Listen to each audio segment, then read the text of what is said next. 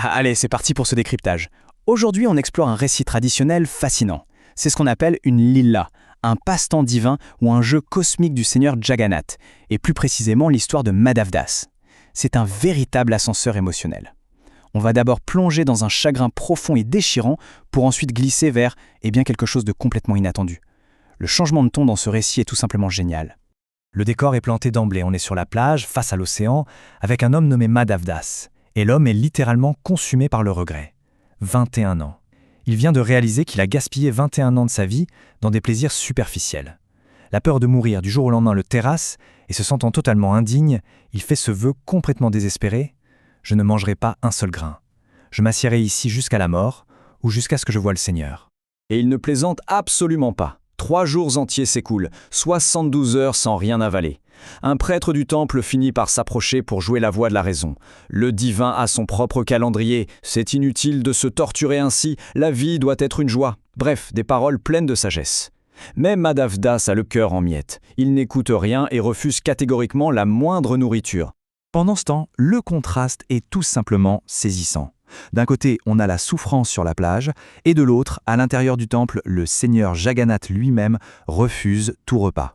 Il confie à son épouse divine qu'il se sent mal. Pourquoi ? Parce qu'il lui est divinement impossible d'avaler quoi que ce soit pendant que son fidèle adorateur s'affame à l'extérieur. C'est l'empathie absolue. Et là, on assiste à un acte de grâce incroyable. Son épouse propose bien sûr d'envoyer de la nourriture, le Mahaprasad. Mais non, le Seigneur refuse que quiconque d'autre s'en charge. Il prend la forme d'un jeune garçon et descend lui-même sur la plage pour faire la livraison en personne. C'est un niveau d'humilité hallucinant.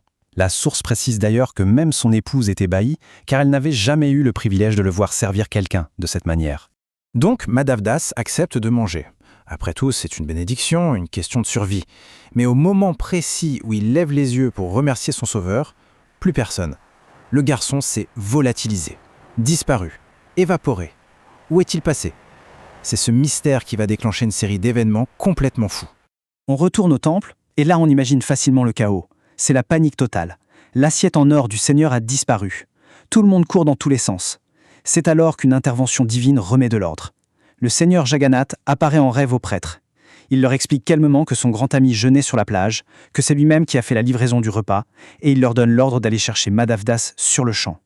La boucle est bouclée de la plus belle des manières. Les prêtres débarquent sur la plage, trouvent l'assiette en or à côté de lui et ramènent Madhavdas au temple. Et on a cette phrase « Mon Madhav est arrivé ». C'est incroyablement poignant. Et reçoit enfin le darshan béni de son Seigneur. Une magnifique réunion après tant de désespoir. Bon, faisons une petite pause sur notre chronologie.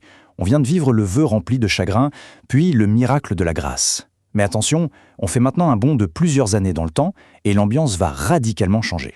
Fini les larmes, le ton prend un virage à 180 degrés vers la malice et la comédie. C'est le paradoxe ultime de ce dieu espiègle. Voici le majestueux protecteur du monde entier, confortablement installé dans l'Odisha, recevant tous les jours des offrandes monumentales. Mais au fond, il s'ennuie. Le Seigneur a le mal du pays de son enfance. L'action lui manque. Et plus particulièrement, il est pris d'une envie soudaine et irrépressible de commettre un vol. Oui, le créateur de l'univers a envie de cambrioler quelqu'un. Je ne peux pas voler, je veux voler. C'est littéralement ce qu'il confie à Madhavdas. Évidemment, Madhavdas essaie de le raisonner. On t'appelle le maître du monde, c'est pas très sérieux de penser à voler.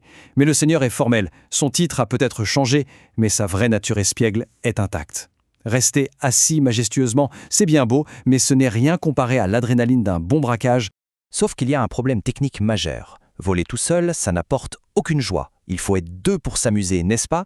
La question cruciale se pose donc, qui sera le parfait partenaire de crime pour cette opération divine nocturne ? Le casting des complices est hilarant. Le Seigneur passe en revue sa propre famille et recale tout le monde direct. Subhadra et Balabhadra, trop compliqué à gérer en mission furtive. Et Balaram le grand frère ? Oh, surtout pas. Il a une réputation de colère explosive. Le Seigneur explique très sérieusement que s'ils se font attraper, Balaram perdrait son sang-froid et risquerait carrément de décapiter quelqu'un sur place. Et un meurtre, franchement, ça gâcherait tout le plaisir du vol. Alors, vers qui se tourner ? Eh bien, dans un rebondissement brillamment comique, le choix se porte sur ce bon vieux Madhavdas. Oui, des années ont passé depuis la scène sur la plage, et Madhavdas est devenu un vieil homme, frêle et chétif. Pour une mission de furtivité digne d'un agent secret, c'est objectivement le pire choix possible dans tout l'univers. La réaction de Madhavdas vaut de l'or. C'est tellement logique. Qu'allez-vous voler avec un vieil homme ? Il remet en question toute la logique divine, et on le comprend. Pourquoi le Créateur suprême voudrait-il emmener quelqu'un de lent, avec des articulations qui grincent, pour jouer les voleurs professionnels de nuit? Mais le Seigneur ne se démonte pas. Il lui sort un véritable briefing tactique avec des règles de vol très strictes. Règle numéro 1. Maintenir un corps agile sans faire le moindre bruit avec ses vêtements ou ses pieds. Règle numéro 2. Interdiction absolue de cligner des yeux. Règle numéro 3. Garder les yeux et les oreilles grands ouverts à l'affût des intrus. Le mythe ancien vient de se transformer en un vrai film de braquage. Forcément, Madavdas doit être en pleine crise d'angoisse face à ces exigences. Alors, Jagannath le rassure avec cette promesse. « Je m'occuperai du reste ». Le contrat est simple. Le vieux dévot doit juste appliquer ses règles de base pour faire le guet, et le Seigneur prend sur lui toute la responsabilité d'exécuter le vol. Madavdas n'est là que pour partager le frisson. Et c'est exactement là que notre source s'arrête, nous laissant sur un suspense monumental. Où m'emmène-t-il voler? C'est la question que se pose Madavdas. Où exactement le protecteur suprême pourrait-il bien entraîner un vieil homme fragile au beau milieu de la nuit pour commettre un cambriolage? Quel est l'objet de ce vol divin? C'est sur ce mystère brillant et non résolu que s'achève notre décryptage d'aujourd'hui. C'est fou de voir à quel point ces récits traditionnels allient une profondeur émotionnelle incroyable à un sens de l'humour aussi délicieux.